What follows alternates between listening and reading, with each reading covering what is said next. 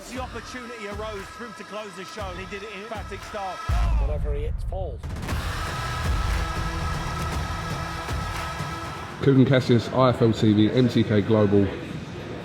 How are you? I'm really good, man. Really good. Really good.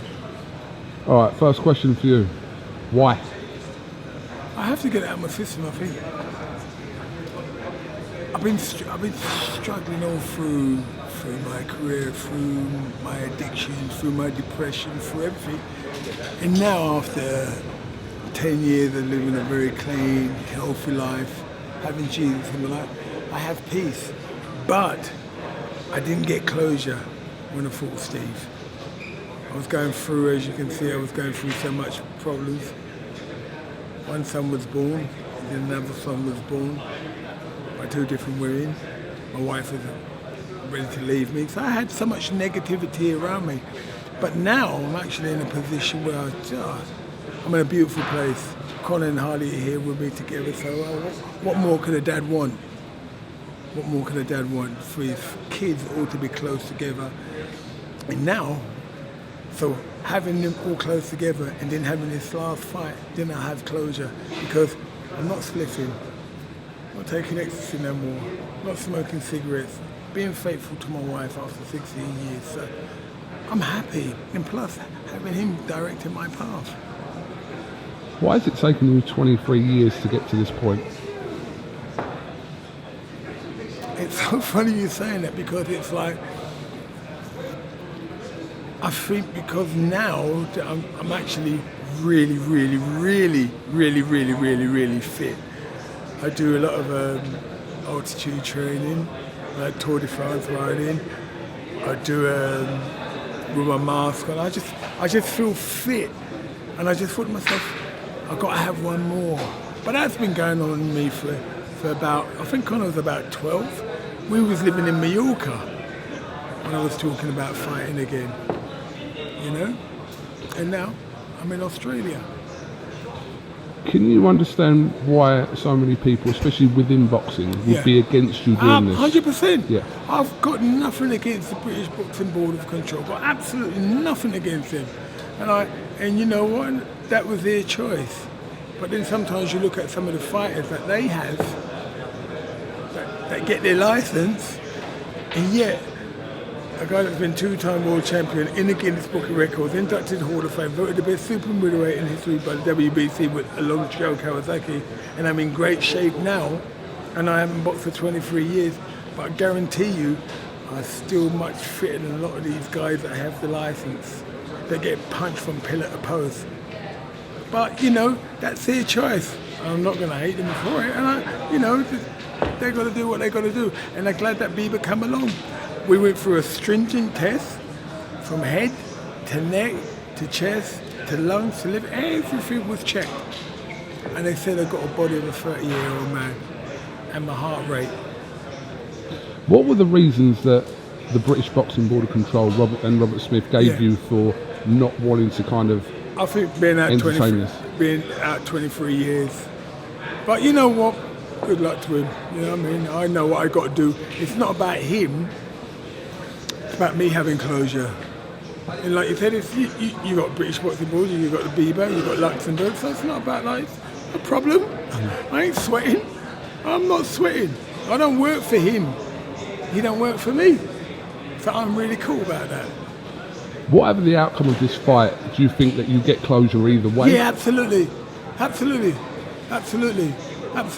But people don't understand. They think, oh yeah, well he's 40 odd. And listen, you got to understand. So don't kind of think, oh, he's a young man. But I know me.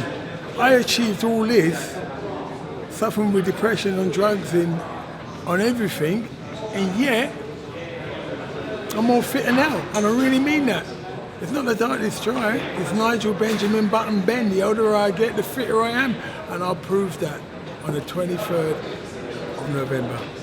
Did you discuss, Nigel, with your family, your sons, Harley and Connor, and the rest of your immediate family? Yeah. Did you discuss it with them and seek their advice on what you should do, or is it a decision that has to come from you only? Well, my wife, she never liked me fighting whatsoever. She said, I don't care, I'd have a minute, live in a council place than you fight. She never liked me fighting. And I kind of stopped for a long time. But I don't want to be one of the men, if only, nah. It can't be. What does your wife think about you doing this now then, at 55? Oh, she didn't like it, but you know what? She said, you know what? I'm going to stand by you. She never liked me fighting anyway. She never liked me fighting. She never liked me fighting. But she knows that I just got to get this out of my system. She knows now, and she's come around. Not happy about it, but she knows. And I keep telling her how I feel, darling. I tell her, I said, I'm in the best shape ever. I know people find it very hard to believe, but you will see on the 23rd. Promise you. Before we talk about Sakio Bika, how close was the EUBANK fight to happening? Oh, he's a messer, man. You know what he's like. He's just messer. He's just a messer. I don't even want to talk about him. Let's move on. But Steve Collins, you said that could have happened. It could have happened, but you know what? Then it was like about, well, we had all agreed and everything. We wanted 50%. I didn't mind. It was, to me, it wasn't about me saying, oh no, you know what? He said 50%. I said, okay, right. And then he said, well, no, I want a contract, guarantee me this. And I thought, you know what? Then my agent said to me, Nigel, it's not about him. It's about you. You're the one that wants closure. And so I went, Lord, I said, pray you find somebody, Lord, that just wants to fight, Lord. And he brought Sakio Bika in. And then he came in, and I thought, well, forget Steve. He could have been on a good payday, but when you start getting greedy and it's all about money. I've known Steve for, 30 odd years I know Steve. We got on well, but to be like how he is, I don't know, it's not really nice, really. And Roy Jones, you said wanted 10 Roy mil. Jones, I'll show you. I asked Mark. He's got it. We've got it on the phone. Yeah, I want 10 million. In other words, he's saying I don't want to fight you. Have you got that thing with Roy Jones with the 10 million? Have you got that thing with Roy Jones for the 10 million? Hello, Mark. I've got it on an email, but he just All went. right, we'll take your word for it. We're not gonna... No, he just wanted. It was ridiculous. Ridiculous. Yeah, that's it. The Sakio Bika is, again, someone you do know well, because he's obviously I'll show you your neck that. of the woods. What a lovely man. Yeah. What a lovely man. No, he's strong, but it's right up my street. I ain't got to go and look for him, and he ain't got to look for me. He's right there. And I know my capabilities. I know his, but I know mine. So, all roads lead now for you, November 23rd, and this will be the final chapter of your boxing 100%, career. Yeah. 100%. And you know what it is? Then I'll be able to go and spend the rest of my life with my wife and my kids. Not training like a trooper every single day.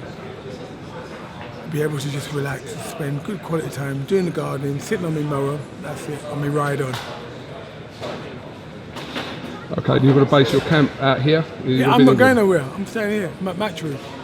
I can pop and see you actually next week. Yeah, Match Room and BRX and Galaxy Gym in Ilford. So yeah, all different strength and conditioning, weight training, everything. Could I just ask you one more question, unrelated from yourself? We know obviously we've spoken about Anthony Joshua in the past. He's taken his decision to take this rematch out in Saudi Arabia against Ruiz. Yeah. What's your thoughts on that, Nigel? Well, I don't care where the fight is, Saudi Arabia, whatever. He knows what he's got to do. And it's the first time I've seen Anthony Joshua, because when Anthony Joshua hits people, every person that he's hitting and put down, none of them got back up. And he done some weird things when he's fighting Andy Ruiz. He was in his corner biting on his gum shield. I've never seen Anthony like that before.